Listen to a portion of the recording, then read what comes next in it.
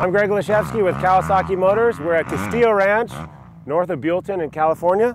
We're here for the 2010 KX250 press intro. Numerous changes on this bike. Everything was done with reliability and performance in mind. So we'll go ahead and go through the engine right now. The newest things in the engine is the piston. The piston is a box-shaped piston.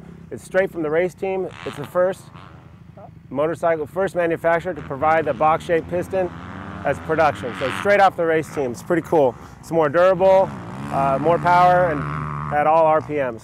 The cylinder has been updated as well. The cylinder is taller and has an electrofusion coating for better oil retention and absorption.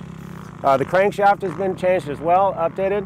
The crank pin and the crank bearing were changed, widened for better performance.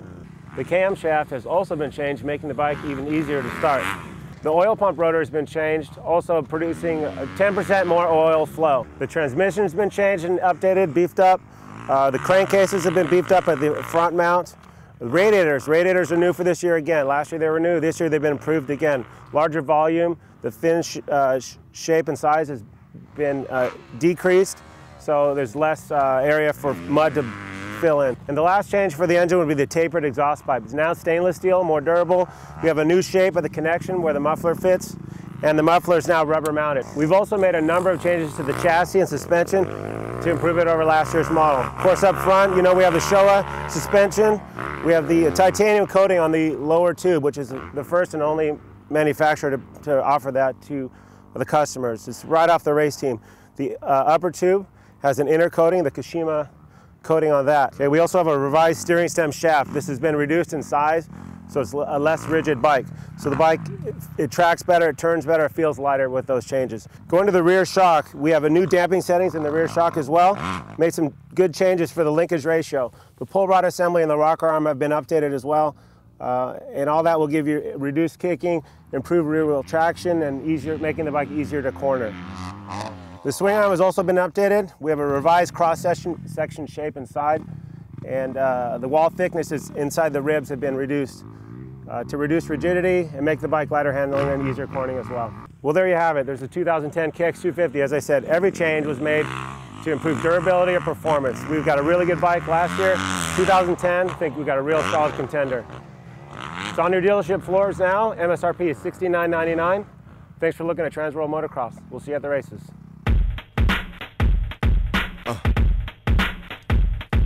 Yeah.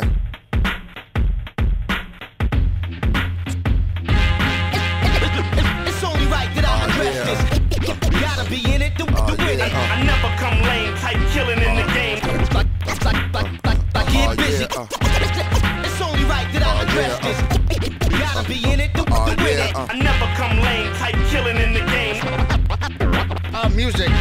Raise my game, but they ain't phased by fame. Come to the crib, get bang, they take your chain. Stay in your lane, go back, ain't the way of the game. My brainstorm is like a stay in the rain. Hey, this is Rich Taylor with TransWorld Motocross. We're here at Castillo Ranch, probably the best place on earth to ride a motorcycle, one of them anyways. We're here for the Kawasaki KX250F intro, 2010. The bike isn't a lot different from last year. What they did is kind of took what they had, which was really good last year, and kind of refined it and made it a little bit better. They did a few things to the engine, suspension settings, stuff like that. The changes they made to the motor are quite noticeable, especially coming out of turns when the dirt's heavy. The thing just wheelies. You definitely need to keep a finger on the clutch to keep the front end down. Short shift it, no problem, it'll pull. It actually revs pretty good as well. As far as the suspension goes, you know what? Castillo's Ranch today is like in perfect condition. There's not a lot of bumps, but the bumps that did form, the Showa suspension soaked up really well. You know, the bike stayed real stable coming into corners. It's real flat. So when you under heavy braking, the dirt's real soft here. Usually the bike would kind of dive in and lift in the rear. This one stays real flat, so you can really rail the corners well. Jump landings, no problem at all. The suspension works good. The changes they made just keeps it more flat, more stable, and more calm. The ride position and the ergos on the KX are really comfortable. The handlebars, the Renthal bars feel real good. The bar to foot peg to seat dimension, you know, it's just really comfortable. You can get right on it and go ride. It's nothing that you really have to get that used to. I was comfortable right off the bat.